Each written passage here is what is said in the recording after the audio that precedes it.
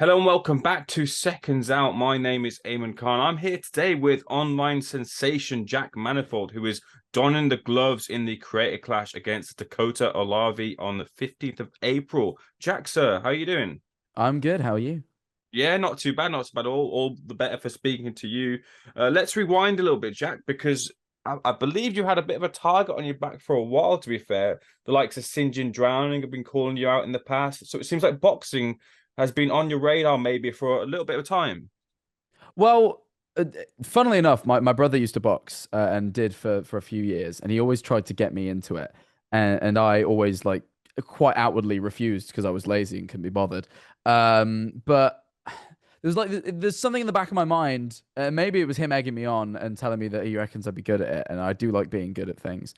That like I kind of wanted to get into it, but as I kind of got busier and busier, I didn't really find like a window to kind of give myself that time. But when something like this came along and there was like kind of the opportunity to like not only box and like try it for the first time, but it gives to charity, I can make content out of it, blah blah blah. It kind of all neatly packages it into something that actually is like really worth my time, spending on it. So. You mentioned your brother there. What's your brother's background? I saw him in a video that we mentioned off camera there doing a little bit of workout as you were doing that as well. So what's his background? Nothing extraordinary. He just he was boxing from the age of about 14 Mm. for a few years. I don't think he's out of it now. He got injured. But he was boxing, only at a novice level, but he was good and he took a lot of interest in it and wanted to get me involved as well. Now, talk me through your training situation. You're training with Charlie Wise right now. How long have you been with him? And when you approach boxing and then you actually train, what were the kind of key differences or shocks maybe that you had when you started training? Well, I mean, getting hit in the head is always the biggest one. I mean, like that's pretty unfamiliar to most people, you'd hope, before going into boxing. But I've been with Charlie now since late September. So what does that make it? 6, nearing 7 months. Um, and it's been good. It's been really good. The main thing I realized is just how fit you have to be and how fit you can get relatively quickly. I mean, I went from doing basically no exercise whatsoever to doing like 3, 4 days a week in the gym. That's like a guarantee, possibly extras, and if not, running on the days I'm not in the gym. So I'm basically working out every day bar one. Um, and going from doing nothing to that was just like, how much energy it takes, how much time it takes. It was all quite unfamiliar. Now you've got Dakota Olave as the opponent, but it was supposed to be disguised Toast, wasn't it? What happened there? I believe Toast got well, I say I believe. From what I understand, Toast fought in Ludwig's chess boxing event. I don't know if you're too familiar with that one, but during that event, he got concussed, Hmm. and because of his concussion, he pulled out the fight for safety reasons. Fair enough. Now it is Dakota Olave, as I mentioned. He's fought before. Have you studied the tape on him? What do you think of him as a fighter? Oh yeah, no, I've watched it. I mean, look, I wasn't overly impressed, but equally, I will say that I was impressed from what I understand, and I might be wrong in this. He only trained for around a month prior to his fight. So Hmm. although, don't get me wrong, I didn't see anything that like particularly worried or impressed me. The sheer act of like training for only a month and getting in the ring in front of that many people is impressive. I won't take that away from him. Absolutely, that's something that after training for a month, I wouldn't have wanted to get in the ring at all. I think it wasn't until a couple of months in that I even started sparring. It's it's an impressive feat, but equally, I didn't see anything that particularly worried me. Now I don't know if it's just because you're a really good talker, but I get a sense of confidence coming from you. Maybe that's from your training as well. But is that right? That feeling I'm getting from you coming into this fight, you got a level of confidence coming into this one. I mean, I have a level of confidence in the fact that I know I've worked. I've worked really, really hard. You know what I mean? Like I definitely, I've not laxed. I haven't taken this relaxed. I haven't, like poo-pooed it. I've really put my all into it for the past 6 months. And I kind of know that work will pay off in some capacity. Now, don't get me wrong. I can't with a 100% conviction go, I'm going to win this fight. But I put in all the work that I need, so it's just showing up on the day and giving it my all, and I'm pretty confident that I can do that. Like I mentioned to you, I watched a couple of videos of you beforehand. Now I don't know how long ago this spar with Tubbo was. Tubbo might have a future. He's super aggressive in the ring, isn't he? He's very aggressive. So this was recent, and I thought I'd just for a bit of fun, since he was doing a subathon, and he needed a little bit of content. I thought I'd or teach him what I know about boxing at least, anyway, in like one session. And I figured we'd get in the ring, and it'd be a super easy, like quick move around, a couple.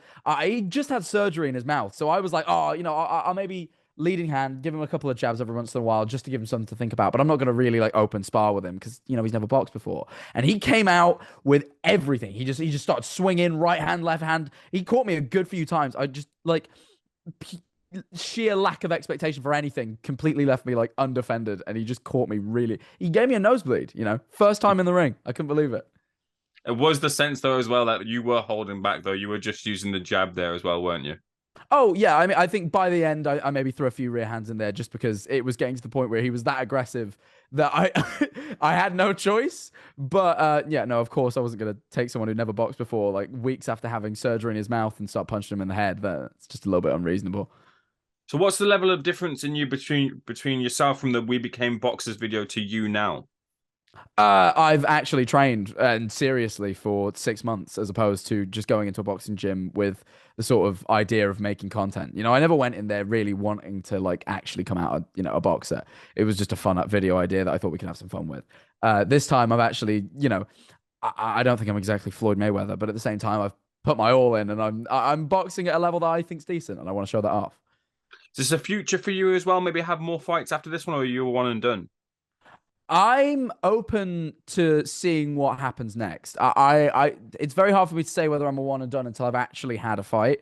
I spar all the time. I'm sparring at least once weekly, usually more, and it's fine. I enjoy it, but I don't know how different a real fight will be. I've never had one, so depending on how that goes, will be my sort of decider or whether I go forward with it or not. You mentioned there you're doing this. Part of it is the charity element too. What's the charity element behind yourself? So there's plenty of very good charities that Creator Clash supports. So it isn't just the charity I'm about to mention that is the reason I'm doing it. But personally, I brought forward the Sarcoma Foundation to the pool of charities because about God, it's been a good few months now. It might even be nearing a year. My friend Technoblade passed away from sarcoma, so I figured it'd be a good way of raising some awareness, since it is a very sort of rare form of cancer that's pretty fatal as far as cancer forms go. I remember the Technoblade video as well that he put out. So a very, very touching video from Technoblade. So good cause there. Forget your thoughts on a couple of other things. Of course. First of all, Ibbz versus Alex Wasabi is headlining the card there. Your thoughts on that fight? Yes. I think Ian trains really hard and he puts his all in. And you know what?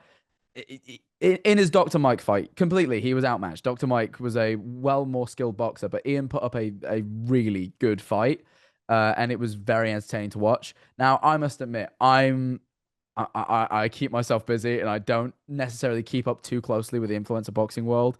As much as I'm involved in it now in some capacity, I'm mainly doing this for myself. I don't really keep track of who wins, who loses. So I don't really know Wasabi's sort of quality as a fighter. I know he backed out of the KSI fight a bunch, which is interesting. I think if someone's confident in their ability, they don't back out of fights unless they have some valid reason. I don't know his reasoning, so I'm not going to comment. But that's just my initial thinking. But I know Ian trains hard, and he's a very dedicated person who puts up a good fight. So I'm confident in him, but I really don't know much about Wasabi to say whether he's going to win or lose. Fair enough. Well, let's look at the top of the tree. You said you don't watch too much of it, but maybe you caught Jake Paul versus Tommy Fury. Did you catch it? I didn't. I was Oh, really okay. busy. I had something to do that evening, so I didn't manage to catch any of the fight. No. What about this back and forth between KSI and Jake Paul? It seems like that's like the real top of the tree when it comes to the influencer boxing sphere, and that maybe they will or won't clash this year. If they do, who do you favor out the two? Ooh, now obviously I'd personally love to see JJ win. Like just from sort of backing, the UK, also just out of personal preference for the two creators. But they've both, I mean, Jake's shown himself to be a very good fighter. So it's a very, I think it's a pretty evenly matched fight, but I couldn't right now put money on who was going to win. But I'd like to see JJ walk out of there on top. Now, you mentioned you don't know whether this will be a one and done or you like to continue, but if you were Mhm. to continue, is there a dream opponent for yourself, Jack? Ooh, God, if we're living in the land of fantasy, if MrBeast would have it, I'd have pause.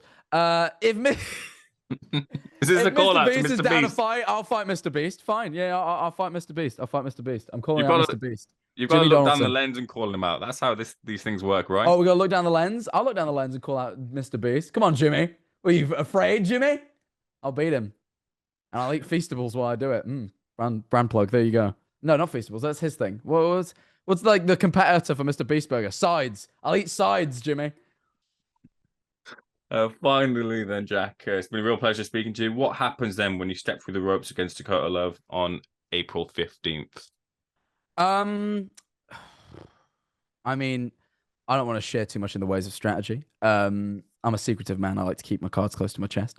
But I'm bringing my all. Let's just say we're not taking it easy. It's gonna be everything I got. Jack, a real pleasure. Looking forward to seeing you in the ring and watching the Creator Thank Clash you. event. Appreciate you speaking to Seconds Out. All the best in your fight. Thank you. Appreciate it, man. Thank you so much.